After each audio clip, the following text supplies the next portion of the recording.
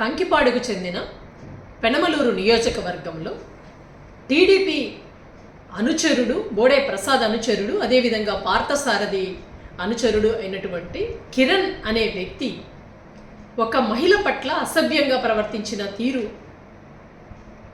Social media మాధ్యమాల ద్వారా చూసి మహిళా కమిషన్ దీన్ని సుమోటోగా స్వీకరించడం జరిగింది. ఈరోజు ఎస్పీ గారికి కూడా మేము మెయిల్ చేయటం జరిగింది. అలాంటి వ్యక్తుల మీద చర్యలు తీసుకోవాలని కోరడం జరిగింది.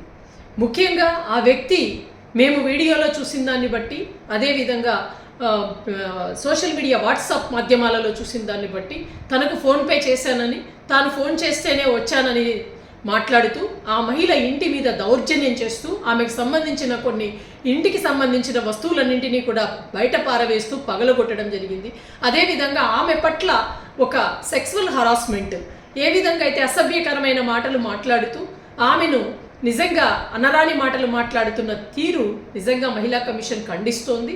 ఇలాంటి రాజకీయాలలో ఉన్న వ్యక్తులు రాజకీయ నాయకుల అండదండలు చూసుకొని ఒక కీచకులలాగా మహిళల పట్ల ప్రవర్తిస్తున్న తీరు ఆక్షేపణీయం.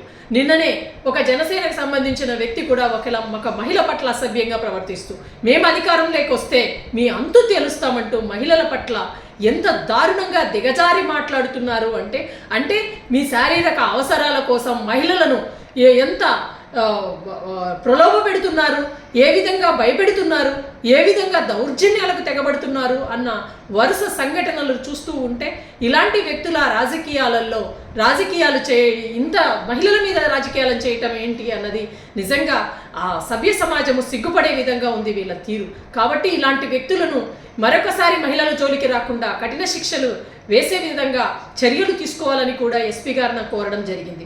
అదేవిధంగా ఈ వ్యక్తి రౌడీ షీటర్ అని కూడా చెప్తున్నారు. కాబట్టి పోలీసులతో మేము విచారించినప్పుడు అతని మీద రౌడీ షీటర్ కూడా ఉంది అని చెప్తున్నారు. కాబట్టి ఎలక్షన్ ముందు ఇలాంటి రౌడీ షీటర్లను అదుపులోకి తీసుకోవాల్సిన అవసరం కూడా ఉందని తెలియజేసుకుంటూ ఆ మహిళకు అదేవిధంగా ఈ ఆంధ్రప్రదేశ్ రాష్ట్రంలో ఉన్న ప్రతి మహిళకు అండగా ఉంటుంది మహిళా కమిషన్.